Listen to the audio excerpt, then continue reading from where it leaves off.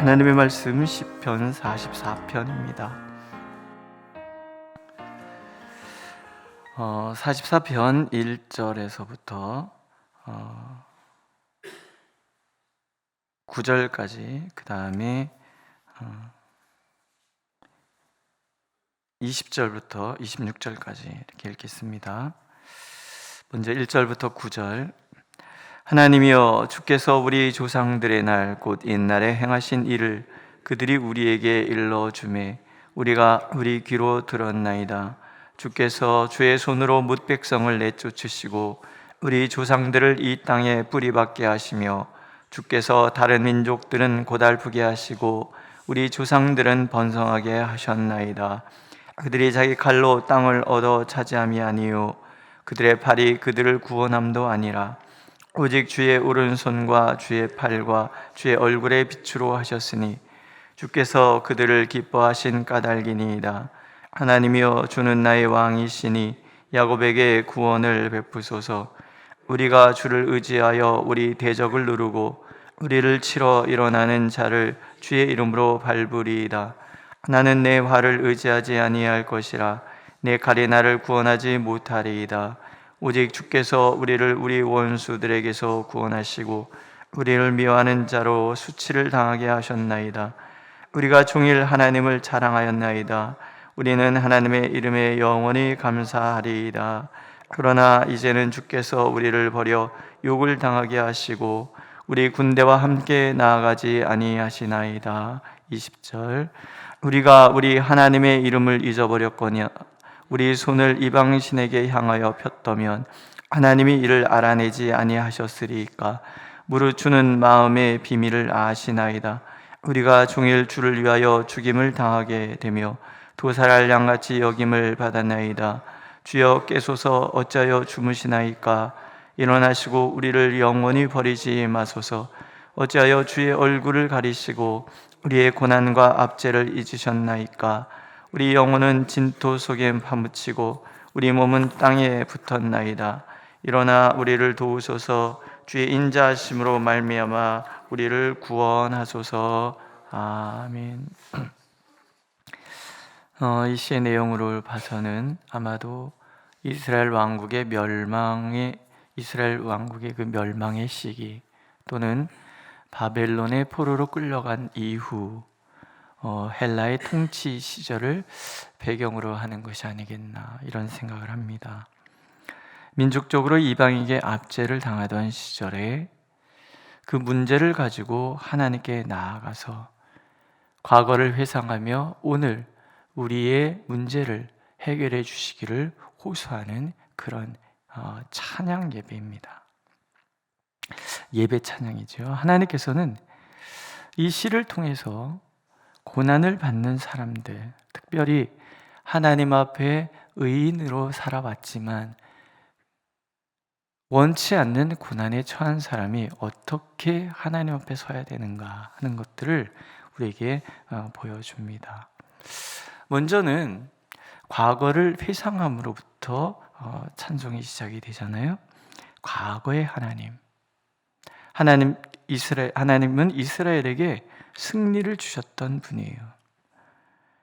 이스라엘 백성들이 가나안을 정복할 때 3절, 그들이 자기 칼로 땅을 얻어 차지함이 아니요 그들의 팔이 그들을 구원함도 아니라 오직 주의 오른손과 주의 팔과 주의 얼굴의 빛으로 하셨으니 주께서 그들을 기뻐하신 까닭이니이다. 6절에 보면 나는 내 활을 의지하지 아니할 것이라. 내 칼이 나를 구원하지 못하리이다. 오직 주께서 우리를 우리 원수들에게서 구원하시고 우리를 미워하는 자로 수치를 당하게 하셨나이다.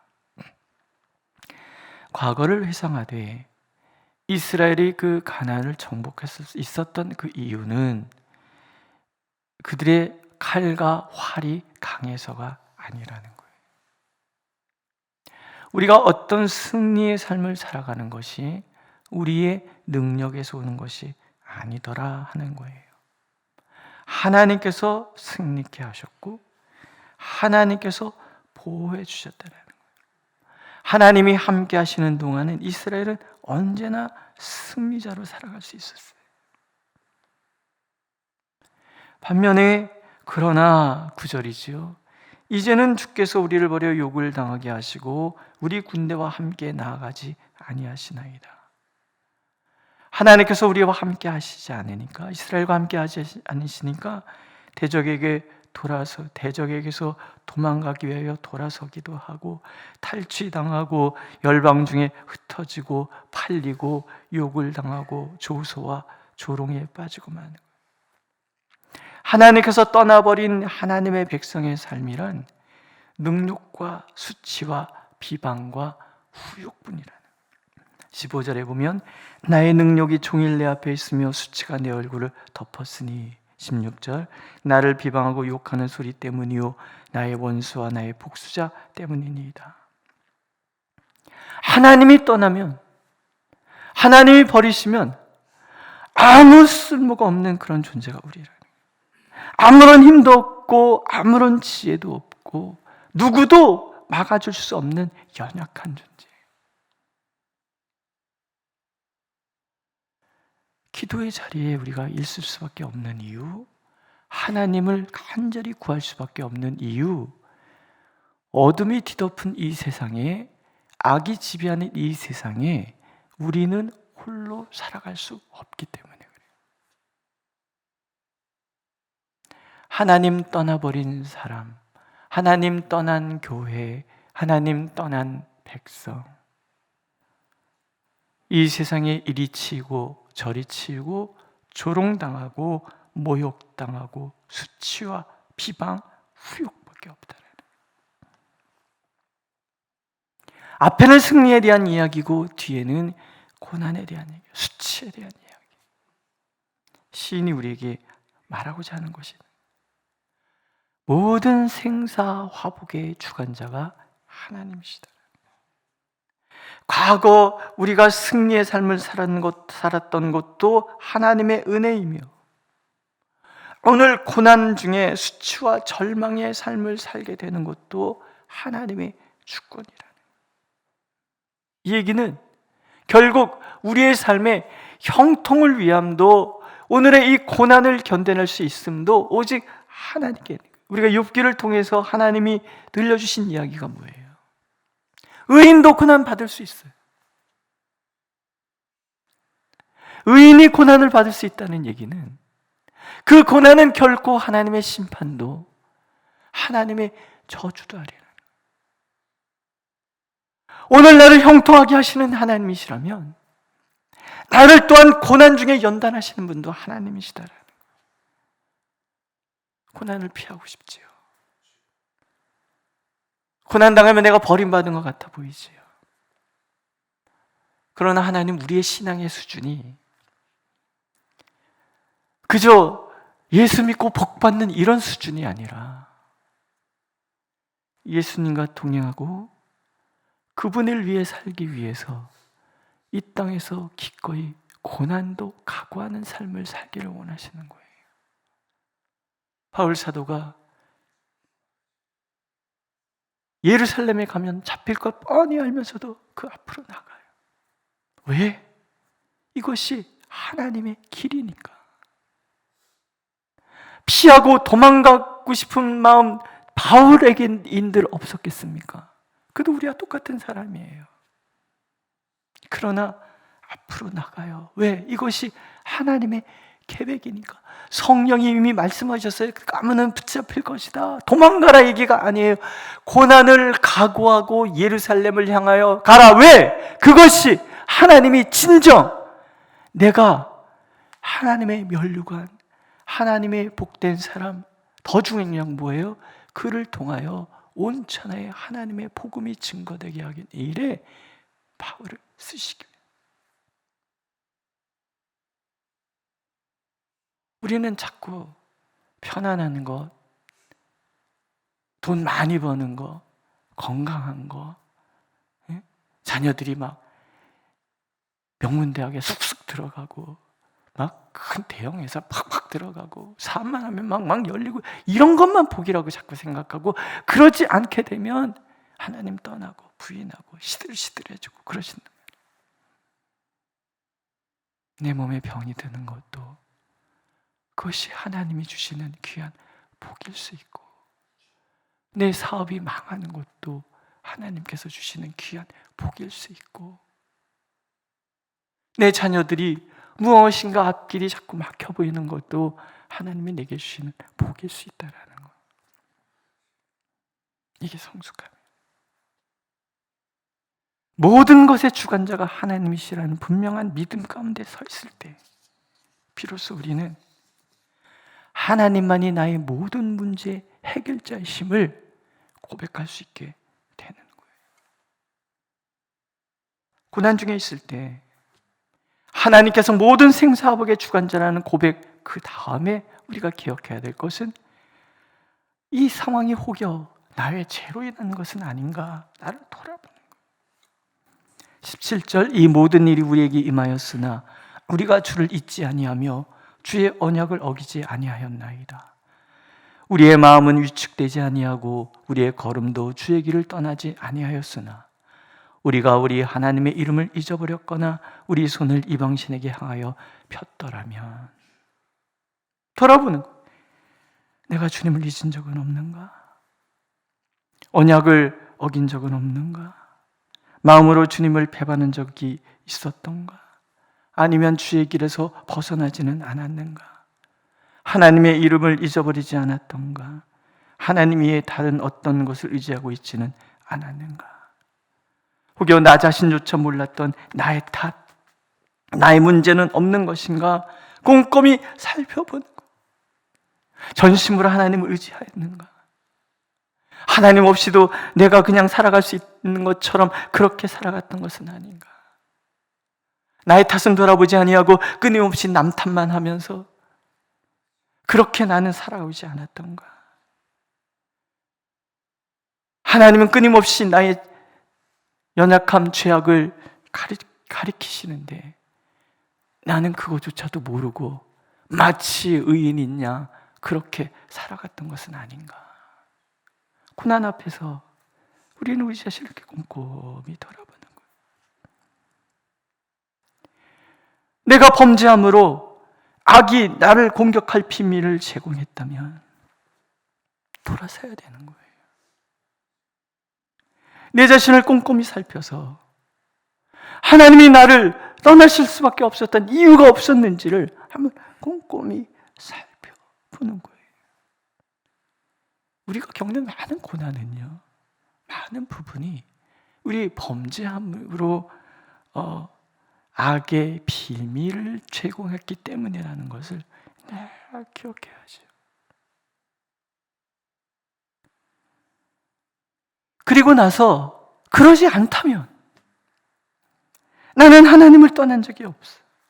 주님을 잊어버린 적이 없어. 늘 나는 기도의 자리에 있었고 늘 하나님의 말씀을 붙들고 살았고 혹여 하나님 앞에 내가 범죄할 것인가 싶어서 하나님의 임재 가운데 늘 살았다라는 거예요.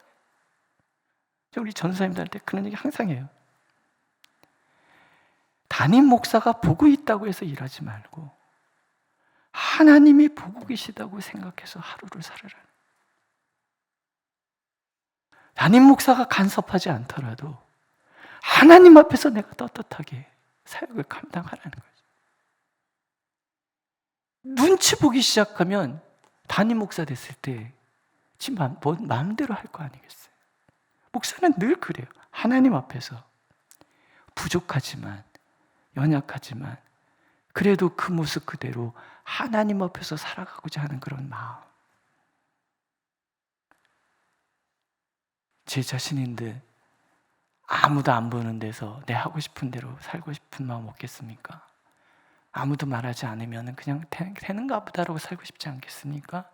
그런데 하나님을 사랑하는 마음으로 늘 하나님 앞에 서는 게 중요하죠. 근데 돌아보니 내가 늘 그렇게 하나님 앞에 살았다 그러면 그럼 뭐예요? 그렇게 살았는데 내 앞에 고난이 찾아왔다 그러면 하나님이 요구하신 것은 한 가지인 거예요. 나의 의조차도 하나님 앞에 던지라는 거예요. 17절 시인이 이렇게 고백해요. 이 모든 일이 우리에게 임하였으나 우리가 주를 잊지 아니하며 주의 언약을 어기지 아니하였나이다. 욥이 자신의 환난 속에서 자신을 아무리 돌아봐도 뭘 잘못했는지를 잘 모르겠다고 고백했던 것처럼 시인도 마찬가지. 환난 중에 있지만 하나님 앞에서 내가 환난을 당할 수밖에 없는 이유를 발견하지 못하는 것. 하나님 앞에 잘못이 없는데 고난이 있어요. 졸지도 주무시지도 않으신다고 하시는 하나님이 지금 주무시고 계신 것 같아요. 어제나 오늘이나 영원토록 동일하신 하나님이 오늘은 침묵하신단 말이에요. 왜? 무엇 때문에 그런가? 하나님께서 의인에게 고난을 주시는 이유가 도대체 무엇인가? 한 가지인가? 나의 의조차도 하나님 앞에 내려놓으라는 거예요. 하나님의 백성은 언제나 하나님 앞에서 의로워야 해요. 그 은혜에 걸맞는 삶을 살아야 해요. 그러나 그것조차도 하나님 앞에 내려놓으라는 거예요. 그것조차도 하나님 앞에 나를 드러내고 과시하고 따질 수 있는 근거가 되지 않는다는 거예요. 욥을 하나님께서 하나님의 창조의 근원으로 데리고 가세요. 질문하시죠. 속사포같이 하나님이 쏟아놓으세요. 한마디잖아요. 네가 창조의 근원을 아느냐? 네가 나의 지혜를 속속들이 다 꿰뚫고 있느냐? 욥이 얘기하잖아요. 내가 무지한 중에 함부로 말하여 범죄였습니다. 하나님의 창조의 섭리 가운데 내가 있다는 것을 고백하는 신앙은 하나님이 나를 버리셨다고 원망하는 신앙도 아니고, 하나님의 침묵이 하나님의 부재의 상황이라고 말하는 것도 아니라는 거예요. 하나님이 침묵하실 수밖에 없는 이유, 하나님이 부재처럼 느껴지게 하시는 그 이유, 우리는 의롭지만 그 의조차도 하나님 앞에서는 아무것도 아니라는 것을 고백하고, 그분의 그 모든 섭리 자체가 선하심임을, 나를 향한 사랑이심을 잊지 않는 삶, 하나님의 은혜에 비추어서 나는 아무것도 아니야. 내가 의로워야 하지만 그것이 하나님이 나와 함께 하시는 이유도 아니라는 것. 나는 하나님의 은혜를 받을 아무런 공로가 없는 그저 죄인에 불과하다는 것, 그것을 기억하는, 나의 공로를 하나님 앞에 다 내던지는. 우리 자꾸 대가 찾잖아요. 내가 한 일에 대해서 내가 이렇게 했는데 하나님, 이런 말 우리 수십 번 내뱉잖아요. 그것조차도 하나님 앞에 내어던지는 신앙이 성숙한 신앙이라. 그때 비로소 우리는 이렇게 기도할 수 있어요. 23절, 주여 깨소서, 어찌하여 주무시나이까? 일어나시고 우리를 영원히 버리지 마소서. 어찌하여 주의 얼굴을 가리시고 우리의 고난과 압제를 잊으시나이까? 일어나 우리를 도우소서. 주의 인자하심으로 말미암아 우리를 구원하소서. 풍랑이는 바다에 예수께서 주무시고 계세요. 제자들이 깨우자. 주여, 우리가 죽게 되었나이다. 주님이 벌떡 일어나세요. 풍랑을 잔잔하게 하세요. 그리고 물으십니다. 너의 믿음이 어디 있느냐? 의로운 중에 우리에게 풍랑이 있는 것은 믿음 때문에. 우리의 믿음의 위치가 어디 있는지, 너의 믿음이 어디 있느냐 질문하시는 하나님의 질문이라는 거예요. 누군가 이런 얘기를 했어요. 의인의 위기의 날은 절망의 날이 아니라 하나님께 대한 강한 의지와 소망으로 새 힘을 얻는 날이다. 불평하고 원망하고 있다 그러면 내 믿음의 위치가 거기밖에 안 되는 거예요. 그런 와중에도 하나님을 향하여 하나님밖에 저에겐 답이 없습니다라고 매달리는 신앙은 믿음이 그 위치에 있는 거예요. 오늘 나의 믿음의 위치가 어디 있는지를 하나님은 늘 살피시는 거예요. 그래서 처음으로 다시 돌아가서 나의 모든 삶은 오직 주의 오른손과 주의 팔과 주의 얼굴의 빛으로 살아가는 것이고, 나는 내 활을 의지하지 아니하고 내 칼이 나를 구원하지 못한다는 것 알고 오직 주께서 우리 원수들에게서 구원하시고 우리를 미워하는 자로 수치를 당하게 하신다는 것을 고백하는 삶을 살아가는 거예요. 전부여 의지 없어서 손들고 옵니다. 주 나를 외면하시면 나 어디 가리까? 오직 하나님밖에 없는 신앙. 골목길에서 가끔 그런 장면 목격하잖아요. 엄마가 애 버리고 가요. 저리가, 말 안 듣는 상관. 그럼 애가 결사적으로 어느 날 안양에서부터 부천까지 오는 주일날 아침에 어떤 엄마가 글쎄 전철이 도는데 문이 닫히는데 애를 바깥에 조마조마, 애가 막 엄마 나 버리고 가지마, 엄마 나 버리고 가지가 막 그래요. 예, 엄마가 얼른 끌어안고 이제 들어가기는 하더라고요. 내가 보면서 저 짓은 하지 말아야 돼 하는 마음이 들지만, 그러나 그러면서 한 가지 생각하는 거예요. 그래, 나 엄마 없이 못 사는 거지. 여러분, 하나님 없이 살 수 있어요? 전 못 살아요. 전 하나님 없으면 한순간도 못 살아요. 그것이 고난의 순간이든 형통의 순간이든 우리가 고백할 것 한 가지, 하나님, 저 하나님 없으면 못 살아요. 오늘도 이 고백 속에서 하나님을 만나시고 이 고백 속에서 하나님의 사랑을 확인하시는 저와 여러분들이 되시기를 하나님 원하고 계십니다. 기도하겠습니다. 주님 없이는 살 수 없습니다.